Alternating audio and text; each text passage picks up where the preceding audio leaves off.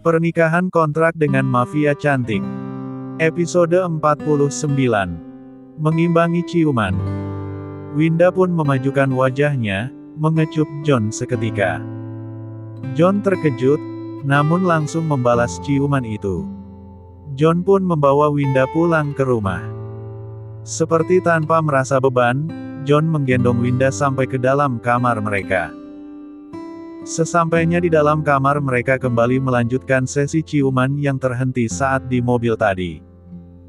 Namun lucunya saat sudah berada di atas tempat tidur, John merebahkan Winda perlahan dengan kecupan yang masih saling menyatu. Tiba-tiba saja John merasa ada yang aneh. Karena Winda berhenti membalas kecupannya. Tangannya juga sudah tidak melingkar di leher John. "Dasar gadis bodoh sialan," umpat John sambil mencubit hidung Winda. Ternyata Winda malah tertidur. Bahkan terdengar dengkuran kecil keluar dari mulutnya.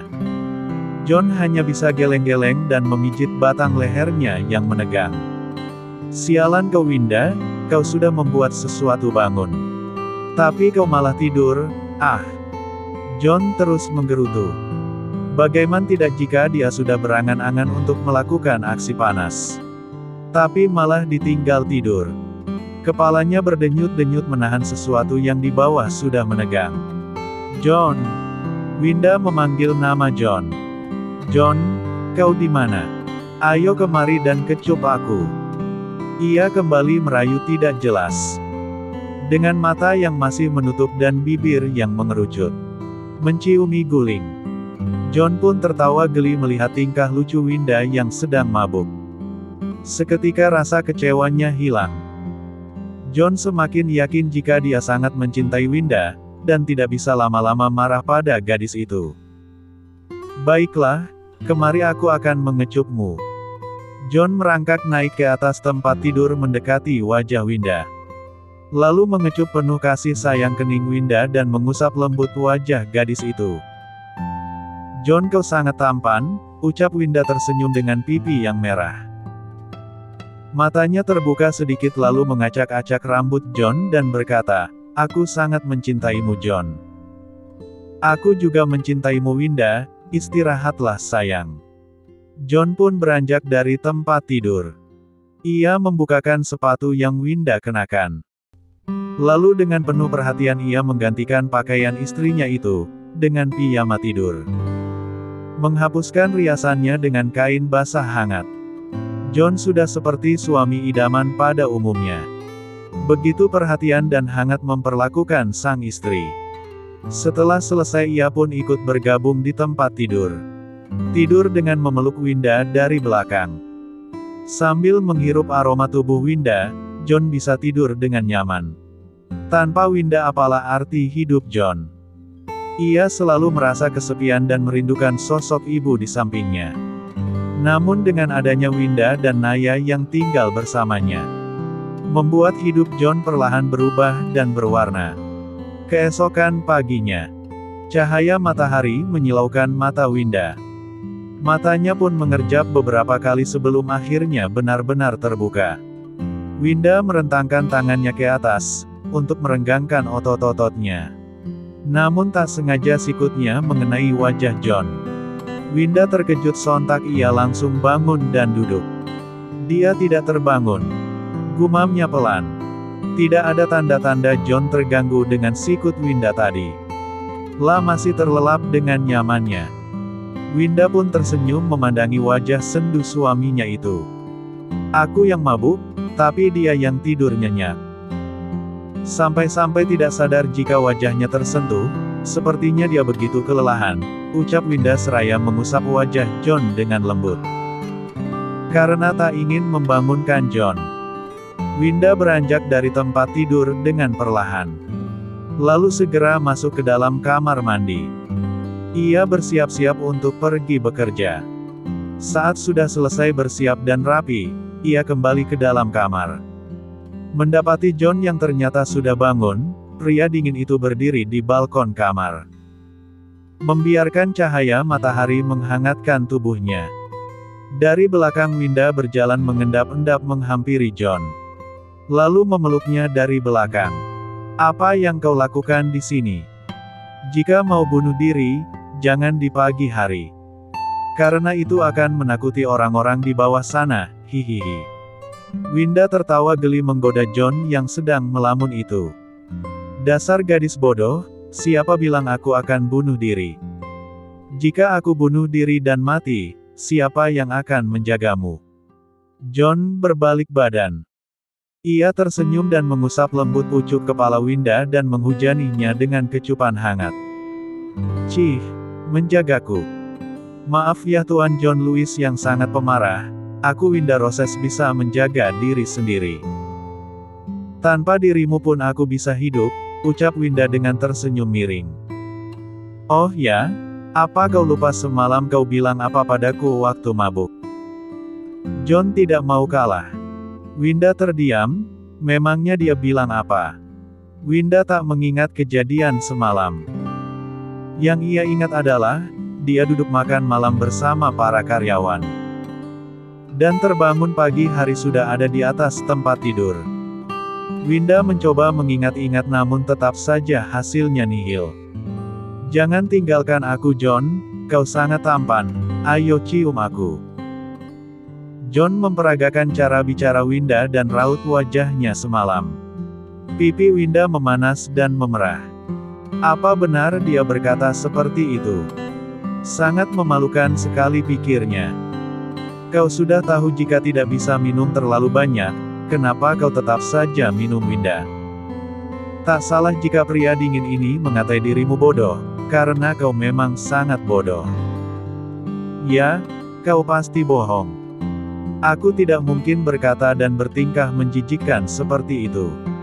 Hahaha, untuk apa aku bohong? Kau sendiri yang sudah memintaku menciummu. Aku tidak masalah, dengan senang hati.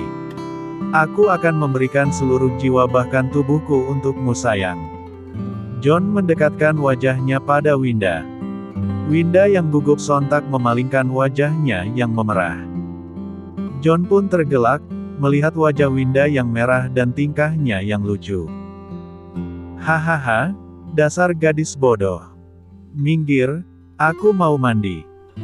John pun berlalu pergi meninggalkan Winda.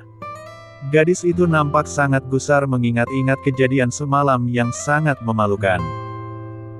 Ia juga mulai merasa tidak tenang, bagaimana jika dia bertingkah aneh di depan para karyawan.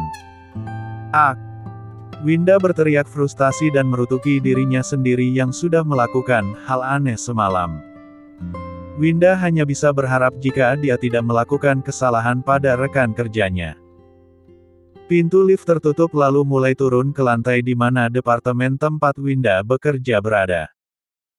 Winda tak berhenti merasa tidak tenang hendak bertemu dengan karyawan lain yang ikut acara makan tadi malam. Winda menoleh ke arah samping. Dilihatnya John yang tengah sibuk dengan ponselnya. Ia bersandar dengan tangan yang masuk ke dalam saku celana. Wajahnya nampak serius. John, panggilnya dengan ragu-ragu. Jawab John yang hanya berdehem dan mata yang masih tertuju pada layar ponsel. Aku tidak melakukan hal aneh kan pada karyawan lain tadi malam? Tanya Winda. Tidak, jawab John singkat. Syukurlah. Aku memang sangat yakin, tidak mungkin aku melakukan hal aneh pada orang lain, ucap Winda menghela nafas lega. Aku belum selesai bicara, maksudku adalah tidak salah lagi kau melakukan banyak hal aneh pada semua karyawan tidak tahu diri itu. John tersenyum menyeringai. Benarkah? Tidak mungkin. Malu sekali rasanya. Winda memegangi rambut dan mengacak-acaknya. Ting. Tiba-tiba saja pintu lift terbuka mereka telah sampai. Kalau begitu aku pergi dulu, ucap Winda tidak bersemangat. Tunggu dulu, John menarik tangan Winda. Cups. John mengecup bibir Winda sekilas. Lalu merapikan rambut gadis itu, yang berantakan akibat ulahnya sendiri. Jangan khawatir, mereka tidak akan berani berkata apapun. Percaya dirilah seperti biasa, karena menurutku kau sudah melakukan hal benar semalam. John tersenyum lebar seperti telah memenangkan sebuah penghargaan. Ia pun mendorong tubuh Winda keluar dari dalam lift. Dan melambaikan tangannya seraya pintu lift mulai tertutup. Apa-apaan itu? Kenapa dia begitu senang dan bukannya marah? Karena aku sudah melakukan hal aneh dan membuatnya malu. Winda bergumam sambil berjalan menuju meja kerjanya. Meskipun Winda merasa ada yang aneh, karena para karyawan yang baru datang menatap ke arah dirinya. Bukan menatap iri, namun menatap ketakutan. Seolah sedang melihat malaikat maut pencabut nyawa. Bukan hanya tuannya yang aneh, tapi seluruh karyawannya juga sangat aneh, gumam Winda. Tak terasa beberapa hari sudah berlalu. Semakin hari John dan Winda semakin dekat. Perasaan cinta mereka pun juga semakin kuat. Sekuat apapun badai yang akan menerpa dan mencoba menggoyahkan cinta mereka, tidak akan mempan. Jam sudah menunjukkan pukul 7 malam. Tapi kedua insan itu masih enggan untuk bangun dari mimpinya masing-masing. Hari ini John dan Winda tidak berangkat bekerja. Dari pagi hingga siang, mereka hanya melakukan aktivitas di dalam rumah. Memasak, menonton TV, dan bersih-bersih mereka lakukan bersama. Betapa harmonisnya mereka berdua. Karena begitu kelelahan, mereka pun tertidur di sofa depan TV. Kakak ipar. Naya menepuk-nepuk pundak sang kakak. Winda hanya menggeliat dan mengerjapkan mata sekejap, lalu kembali tidur. Membuat Naya berdecak kesal. Kakak ipar, panggil Naya pada kakak iparnya. Paling tidak jika sang kakak tidak mau mendengar, dia harus membangunkan kakak iparnya juga. Naya menepuk-nepuk juga pundak John. Benar saja, setelah beberapa kali tepukan di pundaknya. John pun bangun dan duduk sambil mengusap wajahnya. Kakak ipar, ini sudah jam 7. Bagaimana bisa kalian masih tidur? Ucap Naya memperlihatkan jam di dinding pada John. Ada apa denganmu? Cerewet sekali, pagi-pagi sudah teriak-teriak membangunkanku. Matanya menutup sebelah menatap jam dinding yang menunjukkan pukul 7. Dasar bodoh, kalian berdua sangat cocok. Sama-sama bodohnya kelewatan. Naya mendengus kesal. Hei, anak kecil. Kau harus sopan jika berbicara pada orang yang lebih tua. John menatap tajam ke arah Naya. Cih, bagiku kalian berdua tidak lebih tua dariku. Karena tingkah kalian berdua seperti anak kecil. Apa kau bilang? Kau yang anak kecil. Jangan mengataiku anak kecil atau kau mau uang sakumu aku potong. Cih, lagi-lagi ancaman basi. Dasar kekanakan sedikit-sedikit mengancam.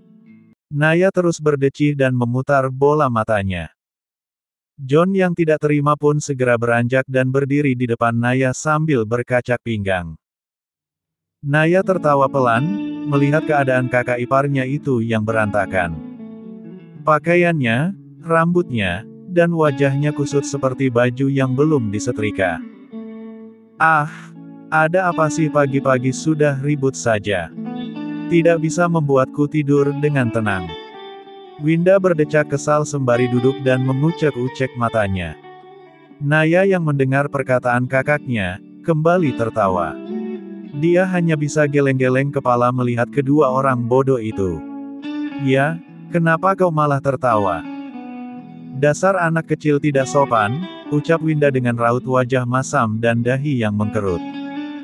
Hufet, sudahlah. Tidak akan ada habisnya jika berdebat dengan pasangan aneh seperti kalian. Aku hanya mau mengingatkan, jika sudah jam 7 malam. Apa kalian tetap tidak mau bersiap-siap karena pesta makan malam akan segera dimulai? Setelah berucap Naya pun langsung berjalan meninggalkan Winda dan John. Karena jika dia terus berlama-lama bersama sepasang suami istri yang sama-sama memiliki sifat keras itu, bisa-bisa dia naik darah. Sedangkan John dan Winda, saat mendengar perkataan Naya, keduanya langsung terlonjak kaget dan bersamaan memegangi kepala. Hampir saja mereka melupakan pesta makan malam penting itu, yang sudah direncanakan sejak beberapa hari lalu. Pesta makan malam untuk merayakan kerjasama antara John dan Justin. Semua pemegang saham dan para petinggi semuanya juga hadir.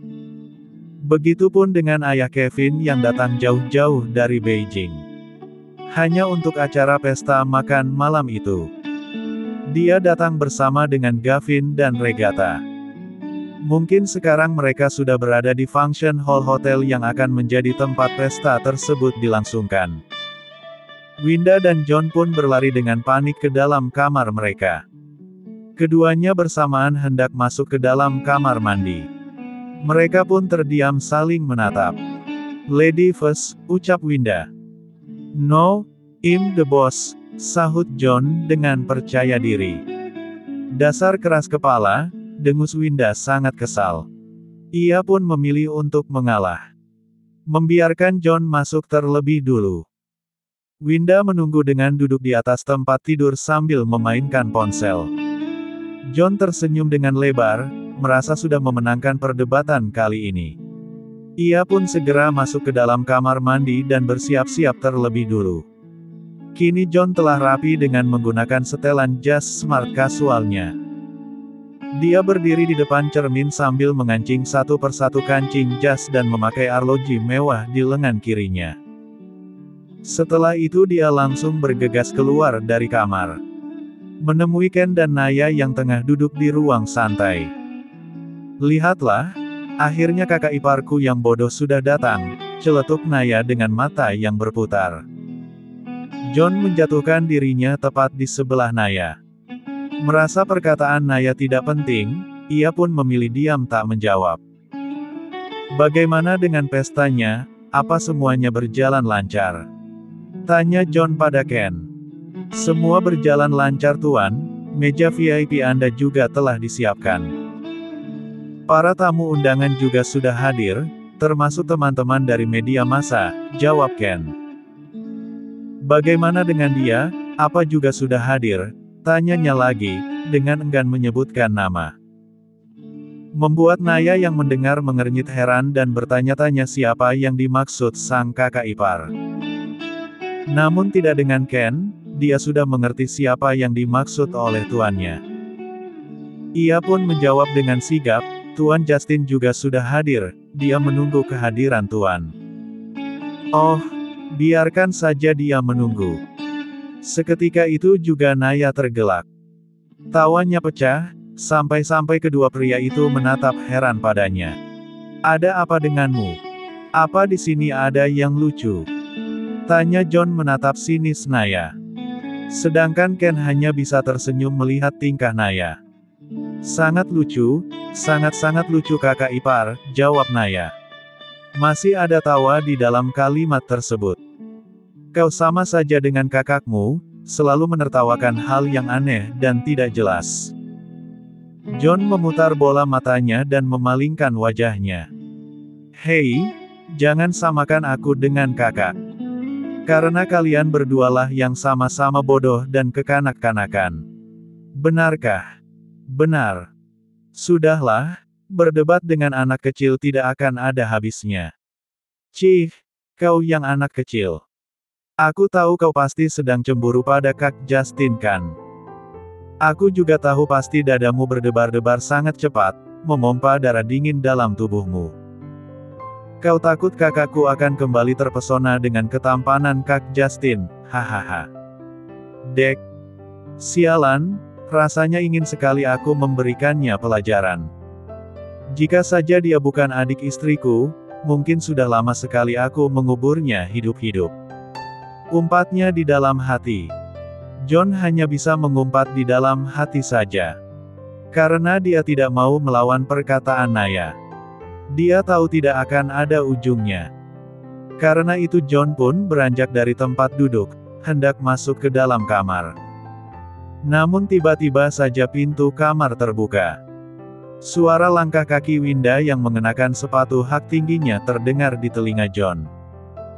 John menatap dari ujung kaki hingga ke ujung kepala. Gadis itu sangat sempurna dan luar biasa. Nampak jelas jika dia sangat terpukau dengan penampilan Winda. La mengenakan gaun berwarna hitam yang terbilang simple. Rambutnya terurai dan riasan yang tidak terlalu mencolok. Itu yang membuat John menyukainya. Tidak ada wanita yang secantik dan sesempurna Winda di matanya. Pokoknya di mata John hanya Winda yang bisa membuat hatinya berdebar-debar. John berjalan perlahan mendekati Winda.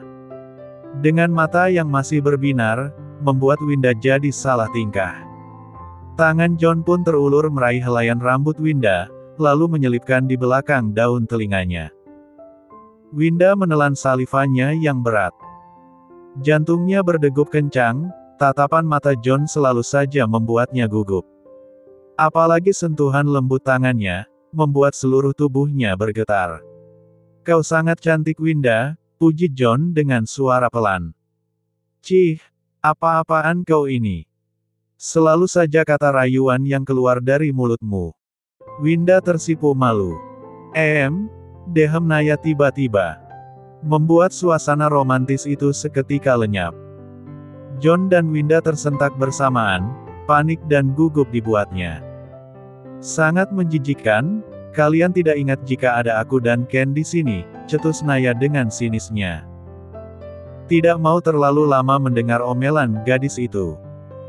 John pun segera menggandeng Winda menuju pintu luar dan berkata, "Apa kau mau tetap menggerutu atau ikut bersama kami?"